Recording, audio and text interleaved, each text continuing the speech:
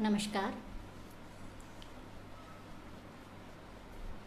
मैं डॉक्टर मधु वर्मा, राजकीय कन्या महाविद्यालय श्री गंगानगर से।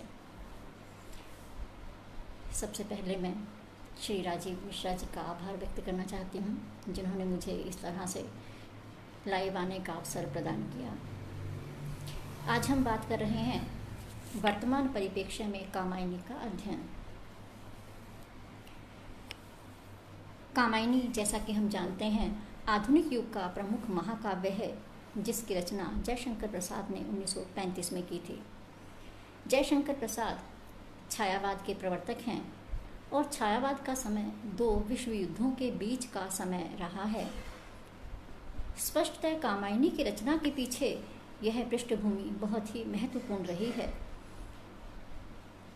कामायनी की रचना 1935 में हुई और उस समय हम स्वतंत्रता की लड़ाई लड़ रहे थे, विश्व युद्ध को झेल चुके थे।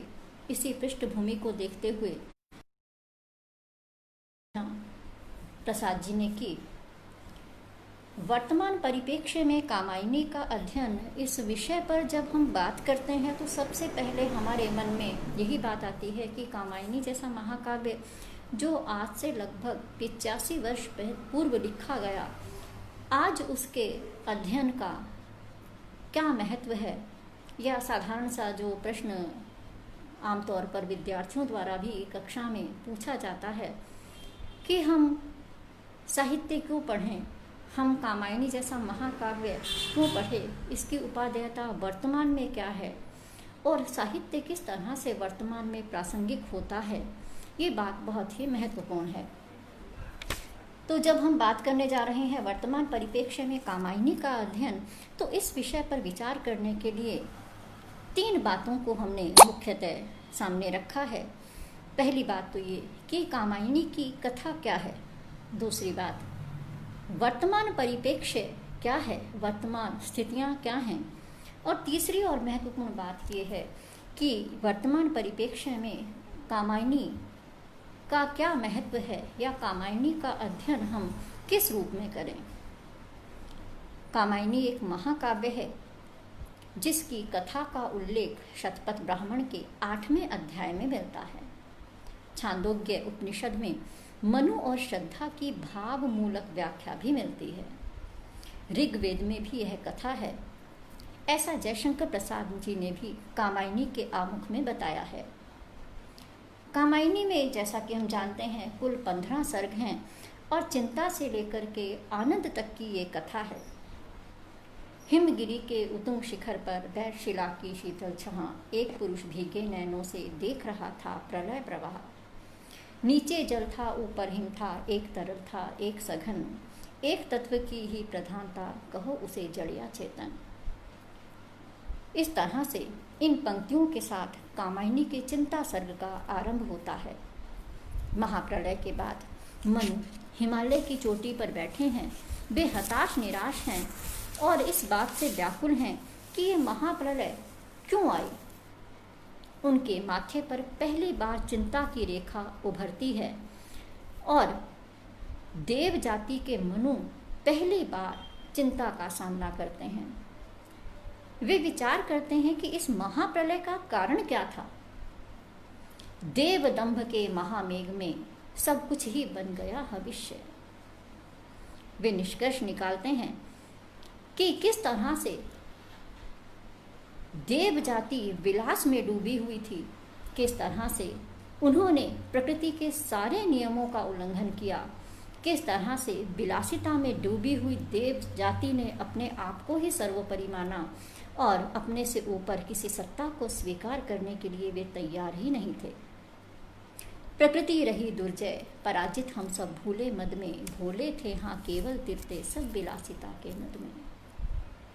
देवताओं का निर्वाध विलास, अपने आप को प्रकृति का नियामक समझना, ये कारण बने इस महाप्रलय के। दूसरा सर्ग आता है आशा। महाप्रलय का पानी उतर चला है, प्रकृति फिर से खिलने लगी, फिर से जीवन के संकेत मिलने लगे हैं। कवि प्रसाद कहते हैं, उषा सुनहले तीर बरसती जय लक्ष्मी से उदित हुई, उधर पराजित काल रात्रि भी जल में अंतर्निहित हुई।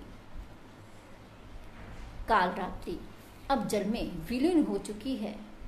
जीवन का अंश जो बचा है मनु के रूप में, वो भी थोड़ा सा आशावान होते हैं, कुछ संभलते हैं, यज्ञ करते हैं और फिर अपने हाथ पर सिर रखकर निराश हो जाते हैं और जीवन की व्यर्थता उन्हें लगती है कि जीवन बिल्कुल व्यर्थ है, जीवन का कोई औचित्य नहीं है। तभी श्रद्धा वहां आती है, मनु से निराशा का कारण पूछती है, लेकिन मनु तो पूरी तरह से निराशा में डूबे हुए हैं। उनके लिए इस बात का कोई महत्व नहीं है कि जीवन क्या है और मुझे क्या करना चाहिए। लेकिन श्रद्धा उन्हें समझाती है, उन्हें बताती है, कर रही लीला में आनंद महाचिति सजग हुई सी व्यस्त, विश्व का उन्मीलन अभिराम इसी में सब होते अनुरक्त। देखो, वह परम सत्ता लीला में आनंद में डूबी हुई है। ये जीवन उसी परम सत्ता के अस्तित्व को दिखा रहा है, लेकिन मनु इन बातों पर ध्यान ही नहीं देते।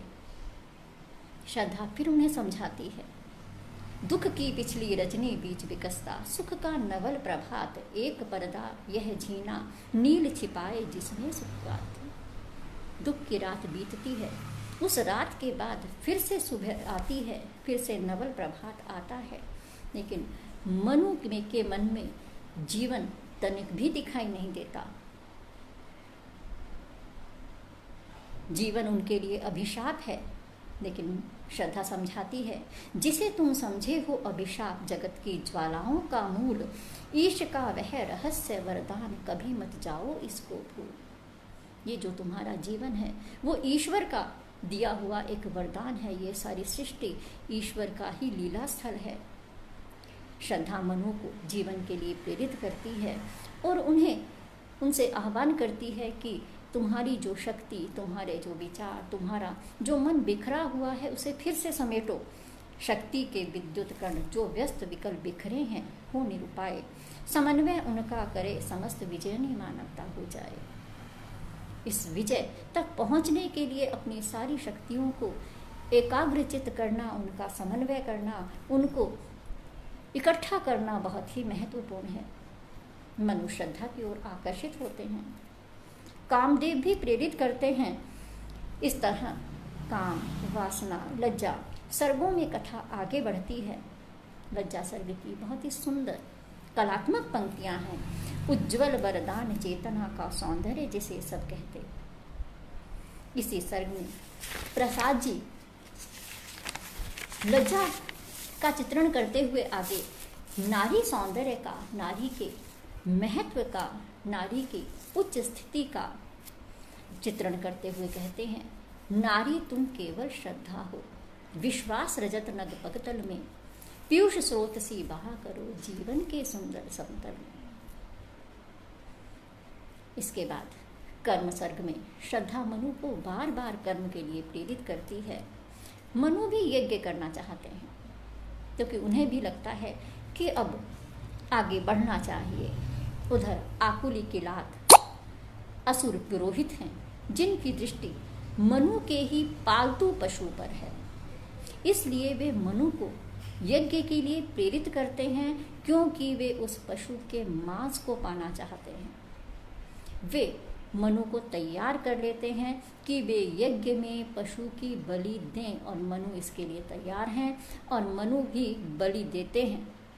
लेकिन इस बात से श्रद्धा बहुत नाराज होती है, श्रद्धा बहुत दुखी होती है, क्योंकि उसे लगता है मनु की ये पाशविक प्रवृत्तियां जो हैं अभी तक ज्यों की त्यों हैं। मनु में कहीं पर भी कोई उन्हें सुधार नजर नहीं आता है, उसके व्यक्तित्व में कोई परिवर्तन उन्हें दिखाई नहीं देता है। उधर श्रद्धा को पा लेने के बाद भी मनु के मन की ईर्ष्या खत्म नहीं हुई। मनु की ईर्ष्या इतनी है कि जब उन्हें पता चलता है कि श्रद्धा गर्भवती है और श्रद्धा अपने आने वाले पुत्र के संबंध में सपने देख रही है और श्रद्धा उसके लिए एक झोंपड़ी बना रही है, एक पर्णकुटी उसने बनाई है जिसमें उसके अनुसार वह अपने बच्चे के साथ रहेगी, उसके साथ खेलेगी। लेकिन मनु को ये स्वीकार नहीं है। मनु को लगता है कि इस तरह से उसका आने वाला बच्चा उसी का अधिकार छीन लेगा।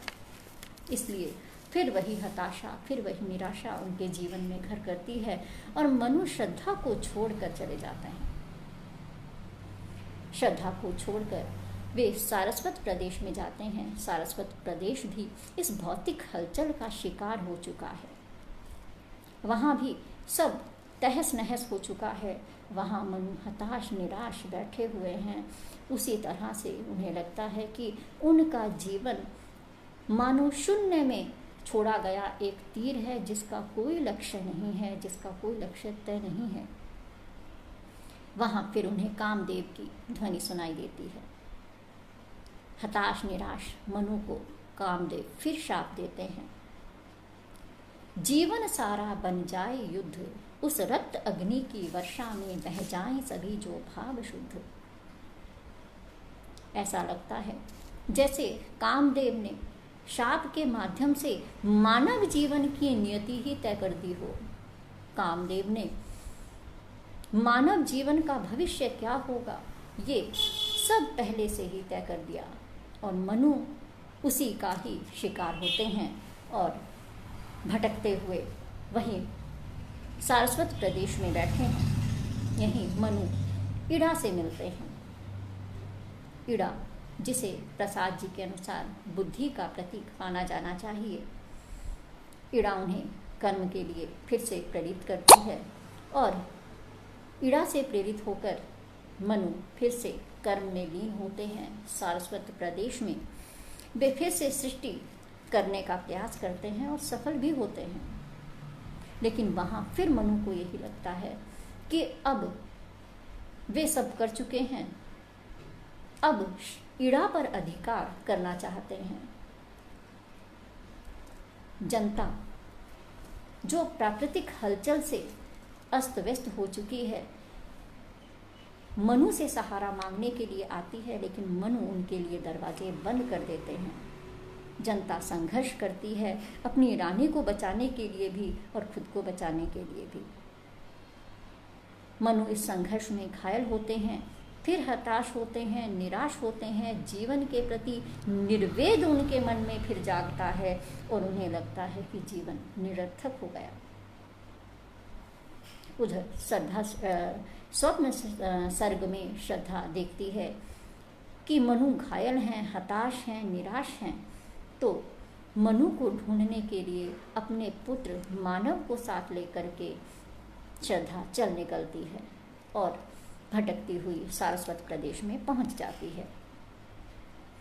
वहाँ मनु से मिलती है। मनु घायल, हताश, निराश हैं। मनु से मिलने के बाद श्रद्धा को थोड़ा सा सहारा तो मिलता है, लेकिन मनु फिर वही निराशा में डूबे हुए हैं। रात को सोता हुआ छोड़ करके श्रद्धा, मनु और इड़ा को फिर निकल पड़ते हैं। भटकते हुए फिर किसी गुफा में पहुंच जाते हैं और श्रद्धा को जब ये बात पता चलती है तो श्रद्धा अपने पुत्र मानव को इड़ा को सौंप देती है और स्वयं मनु को ढूंढने के लिए निकल जाती है। मनु उन्हें एक गुफा में दिखाई देते हैं, जहाँ मनु को सहारा दे करके श्रद्धा आगे बढ़ती है तो मनु को भी उस मूल सत्ता के दर्शन होने लगते हैं। उन्हें नटेश के दर्शन होते हैं, उन्हें शिव के दर्शन होते हैं। उस मूल सत्ता को वो देखते हैं और श्रद्धा से कहते हैं कि तुम मुझे वहाँ ले करके चलो, मुझे सहारा दो और उन शिव के चरणों तक ले चलो। मनु को ले करके श्रद्धा हिमालय की ओर जाती है, जहाँ मनु को 3 अलग अलग आलोक बिंदु दिखाई देते हैं, लाल, काला और सफ़ेद। जब मनु श्रद्धा से पूछते हैं कि ये क्या है, तो श्रद्धा उन्हें बताती है कि ये इच्छा, क्रिया और ज्ञान है। हमारे जीवन में ये तीनों भिन्न हो गए हैं, ये तीनों अलग अलग हो गए हैं। ज्ञान दूर कुछ क्रिया भिन्न है, इच्छा क्यों पूरी हो मन की, एक दूसरे से न मिल सके यह विडंबना जीवन की। हमारे जीवन में ज्ञान कुछ और है, क्रिया कुछ और है, और ये सारी शक्तियाँ हमारी बिखरी हुई है। अंतिम सर्ग आनंद में सारस्वत प्रदेश के निवासी इड़ा कुमार सब हिमालय पर मनु और श्रद्धा से मिलने के लिए जाते हैं। मनु को भान हो गया है कि हम सब शिव के अंग हैं, इसलिए वे कहते हैं सबकी सेवा न पराई, वह अपनी सुख संस्कृति है, अपना ही अणु अणु कण कण द्वैता ही तो विस्मृति है। अगर हम किसी की सेवा करते हैं वो अपनी ही सेवा है। आनंद सर्ग के अंत में समरस थे जड़िया चेतन, सुंदर साकार बना था, चेतनता एक विलसती, आनंद अखंड घना था। इन पंक्तियों के साथ कामायनी का समापन हो जाता है। कामायनी जिसका नामकरण भी श्रद्धा के नाम पर है, और श्रद्धा हमारी रागात्मिक वृत्तियों की प्रतीक है, श्रद्धा हमारी भावनाओं की प्रतीक है, श्रद्धा हमारे करुणा ममता दया की प्रतीक है। अंततः वही श्रद्धा मनु को उस वास्तविकता या प्रत्यभिज्ञ तक पहुंचाती है। अब हम बात करते हैं वर्तमान परिप्रेक्ष्य की। तो जब हम वर्तमान परिप्रेक्ष्य को देखते हैं तो हम पाते हैं कि हमारे जीवन में इच्छा, क्रिया और ज्ञान ये तीनों बिखरे हुए हैं। हम प्रयत्न अवश्य करते हैं, जीवन में सफलता के लिए प्रयास करते हैं, अपनी मंजिल तक पहुंचने के लिए बहुत काम करते हैं, परंतु इच्छा, क्रिया और ज्ञान इन तीनों का समन्वय जीवन में नहीं है। ये तीनों शक्तियाँ हमारी बिखरी हुई हैं। दूसरी बात, प्रकृति से जो हमारा अटूट रिश्ता है, अटूट नाता है, वो आज टूट गया है। आज हमें लगता है प्रकृति मात्र हमारी इच्छाओं, हमारी लालसाओं, हमारी वासनाओं को पूरा करने का एक साधन मात्र है, और उसको हम साधन के रूप में भोग रहे हैं, उसका दोहन कर रहे हैं। यहाँ तक कि हम कह सकते हैं हमने उस प्रकृति को मार दिया है। और महाप्रलय का जो दृश्य दिखाया गया है, जिसमें मनु इस बात को स्वीकार करते हैं कि प्रकृति रही दुर्जय, प्रकृति को कोई जीत नहीं पाया है, ये बात आज हम स्वीकार नहीं कर पा रहे हैं और प्रकृति को अपनी दासी बना करके रखना चाहते हैं। वर्तमान परिप्रेक्ष्य में अगर हम पिछले 2-3 महीनों को देखें तो स्थिति बिल्कुल ही भयावह दिखाई देती है।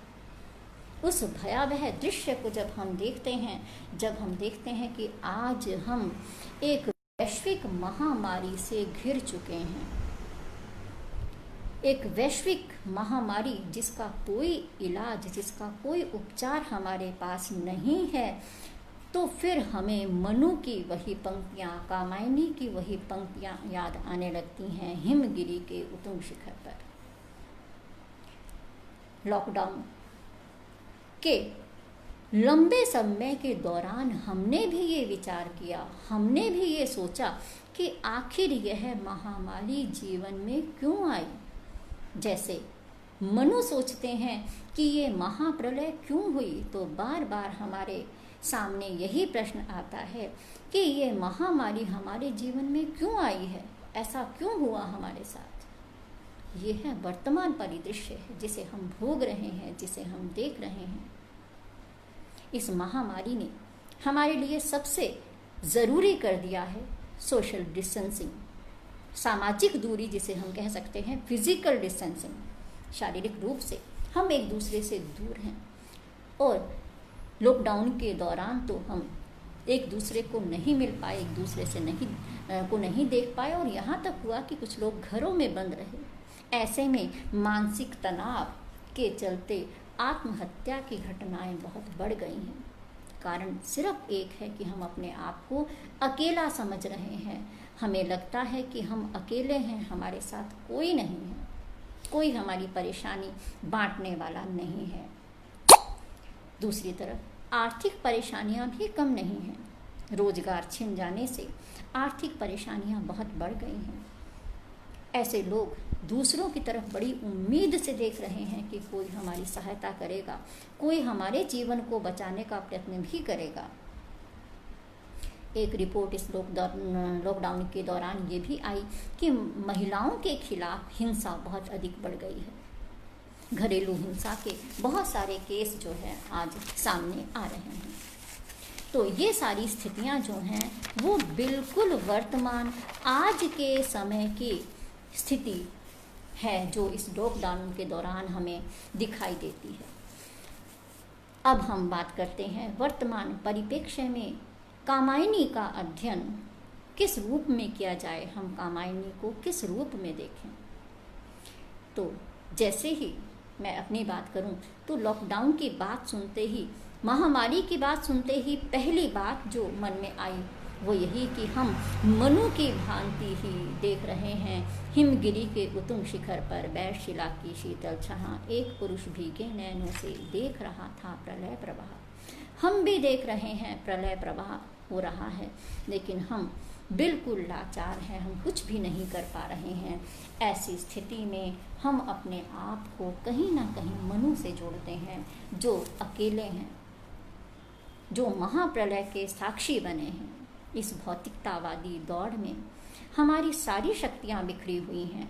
कीड़ा सर्ग में कामदेव यही शाप देते हैं, मस्तिष्क हृदय के हो विरुद्ध, दोनों में हो संभाव नहीं, वह चलने को जब कहे कहीं, तब हृदय विकल चल जाए कहीं।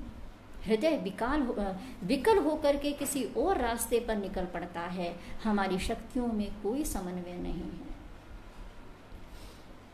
कामायनी में जब जल प्रलय की बात प्रसाद जी उठाते हैं तो इस जल प्रलय के उन्होंने 3 कारण मुख्य रूप से लिए हैं। वे कहते हैं इस महाप्रलय का जो कारण है उनमें से समृद्धि जन्य विलास, देवताओं के पास समृद्धि, अपार समृद्धि। दूसरा शक्ति जन्य अहंकार, हम सर्वशक्तिवान है, हमारे से बढ़कर, हमारे से ऊपर कुछ भी नहीं, कारणों में बताया है। आज इस महामारी के काल में अगर हम देखते हैं तो क्या हमें नहीं लगता कि ये 3 कारण इस महामारी के भी हैं? जन्य विलास, हम अपनी समृद्धि में इतने खोए हुए थे कि हमने उसे ही सत्य माना, और हमने देखा कि कुछ देश दुनिया के अपने आप को सबसे ऊपर मानने लगे थे। उन्हें लगता था कि वही हैं जो इस प्रकृति का निर्धारण कर सकते हैं, वही हैं जो इस विश्व को चला रहे हैं, वो इतने शक्तिशाली हैं।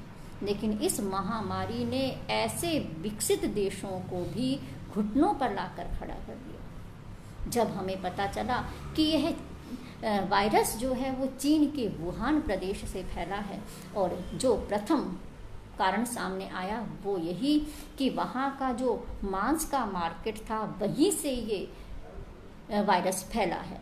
तो इस तरह से पशुओं के प्रति क्या अत्याचार है जो हमने नहीं किया है, प्रकृति के प्रति कौन सा अत्याचार है जो हमने नहीं किया है।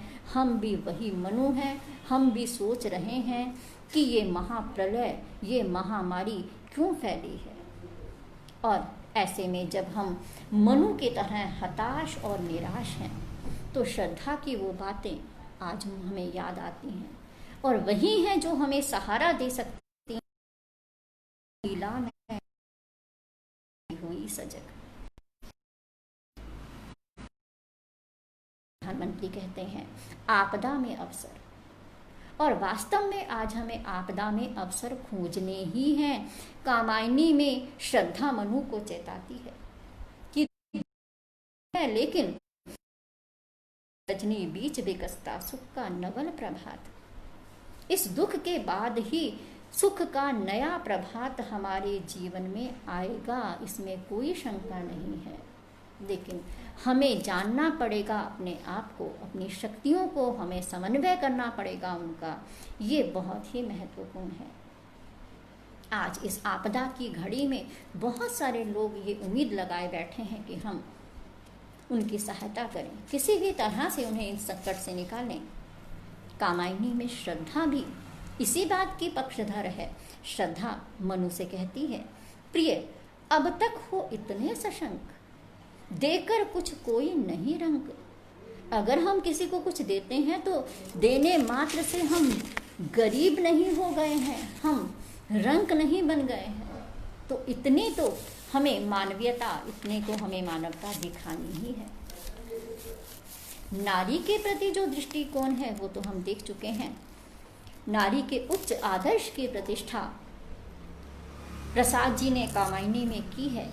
वे कहते हैं, नारी तुम केवल श्रद्धा हो, विश्वास रजत नग पगतल में, पीयूष स्रोत सी बहा करो जीवन के सुंदर समतल में। पुरुष ने अपने पुरुषत्व के मोह में नारी के इस रूप को भुला दिया है।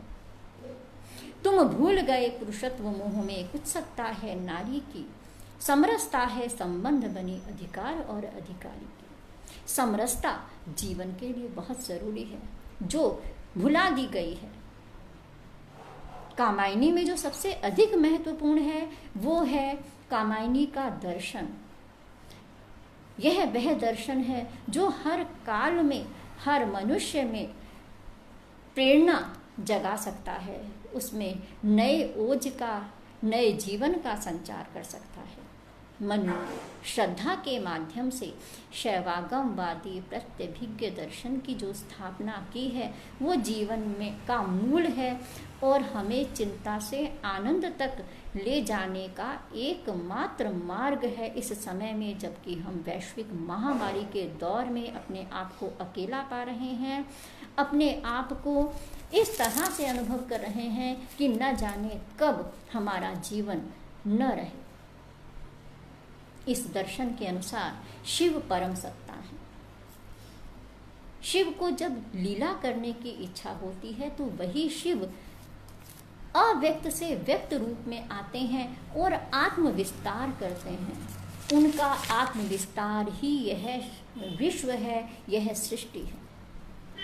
तो मूल बात यह है कि जब शिव का अंग है हम, क्योंकि इस दर्शन का मूल ही है, इस दर्शन का महावाक्य है शिवो अहम, मैं ही शिव हूँ।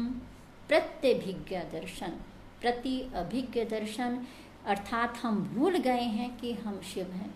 जब हम इस बात को जान लेंगे, प्रति अभिज्ञ, फिर से हम इस बात को जान लेते हैं कि मैं ही शिव हूँ, तो ये दुख, तो ये क्षणिकता, ये क्षणभंगुरता नहीं रहती है और हम जीवन में आनंद की प्राप्ति करते हैं। और आनंद कब संभव है? जब हमारे जीवन में समरसता आएगी। और ये समरसता कौन सी है? ये समरसता है प्रकृति और पुरुष की समरसता। ये समरसता है प्रकृति, स्त्री और पुरुष की समरसता। जीवन की ये समरसताएं जब जीवन में आती हैं तो फिर ये समरसता ही हमें आनंद तक ले जाती है। और आनंद कब आएगा? जब हम ये जान लेंगे कि मैं ही शिव हूँ, परम सत्ता। जब मैं शिव का अंग हूँ, जब मैं ही शिव हूँ, तो अंत का प्रश्न ही नहीं उठता। मनु भी ये जान लेते हैं कि मैं ही शिव हूँ। जब मनु को लगता है, जब मनु को ये भान हो जाता है कि मैं ही शिव हूँ, तो देखिए वो किस तरह से सारस्वत प्रदेश से जो लोग आते हैं उनसे मिलने के लिए, तो वो कहते हैं, देखो कि यहाँ पर कोई भी नहीं पराया, हम अन्य न और कुटुंबी, हम केवल एक हम ही हैं। तुम सब मेरे अव्यय हो जिसमें कुछ नहीं कमी है। शापित न यहाँ है कोई, तापित पापी न यहाँ है। जीवन वसुधा समतल है, समरस है जो कि जहाँ है। तो जब हम शिव के अंग हैं, हम सब समान हैं, तो ये समानता सिर्फ हम ये नहीं कह सकते कि जो हमें सजीव दिखाई देते हैं, पशु दिखाई देते हैं, उनके साथ ही है, बल्कि ये समरसता जो है वो प्रकृति के साथ है। ये प्रकृति क्योंकि शिव का अंग है, प्रकृति भी शिव का एक अंग है और हम भी शिव के एक अंग हैं, इसलिए प्रकृति और हमारा संबंध जो है वो अभिन्न है, हम उसको अलग नहीं कर सकते। और आज की इस वैश्विक महामारी के दौर में अगर हम ये सोचते हैं कि हम किसी की सहायता कर रहे हैं, हम किसी पर उपकार कर रहे हैं, तो ये उपकार दूसरों के प्रति नहीं है, ये उपकार अपने ही प्रति है। मनु कहते हैं, सबकी सेवा न पराई, वह अपनी सुख संस्कृति है। अपना ही अणु अणु कण कण, द्वैता ही तो विस्मृति है। जिसे हम दूसरों की सेवा कह रहे हैं वो दूसरों की नहीं है, अपनी ही है, क्योंकि सब शिव के अंग हैं और भिन्न भिन्न अंग अपना अपना कार्य कर रहे हैं। अगर हाथ पर चोट लगती है तो दूसरा हाथ उस पर मरहम लगाता है, तो ये दूसरों की सेवा करना नहीं है बल्कि खुद की सेवा करना ही है। इस तरह से कामायनी का महत्व जो है कालातीत है। वर्तमान में बहुत कुछ है जो इस निराशा के वातावरण में हम कामायनी से पा सकते हैं। कामायनी का जो सबसे अच्छा पक्ष है वो है शैवागमवादी दर्शन, जो अद्वैतवादी दर्शन तो है, परंतु यह जो हमने कबीर में देखा है अद्वैतवादी दर्शन, लेकिन जो निराशा से परिपूर्ण है, जीवन को क्षणभंगुर मानता है, वहीं शैवागमवादी दर्शन प्रत्यभिज्ञ दर्शन आनंद मूलक है, जो जीवन को क्षणभंगुर नहीं मानता। क्योंकि अगर शिव नश्वर है तो हम नश्वर हैं, अगर शिव नश्वर नहीं है तो हम भी नश्वर नहीं हैं, क्योंकि हम सब शिव के ही अंग हैं। तो जीवन के लिए जितना चाहे रस हम इस समरसता से पा सकते हैं। अपनी बिखरी हुई शक्तियों को अगर हम समेट लें तो निश्चित रूप से ये विश्व विजय प्राप्त करेगा। निराशा का कोई कारण यहाँ पर दिखाई नहीं देता है, निराशा का कोई वातावरण यहाँ पर नहीं है, क्योंकि हम सब शिव हैं और हमारा नाता अभिन्न है उस परम सत्ता के अंग होने के नाते। और इस कारण से ये भी नहीं है कि शिव में कुछ गुण ज़्यादा है या हम में कुछ कम है, क्योंकि शरीर के किसी भी अंग में कोई भी कमी नहीं होती है, सब में समान रूप से सारे गुण पूरे शरीर में रहते हैं। इस तरह से कामायनी का अध्ययन इस युग में इन परिस्थितियों के अनुसार करने की महती आवश्यकता है। अगर हम अपने विद्यार्थियों के साथ भी इस संदेश को बांटेंगे तो निश्चित रूप से हम मानवता के लिए बहुत उपकार कर सकते हैं। जीने का नया रास्ता कामायनी हमारे लिए प्रशस्त करती है। धन्यवाद।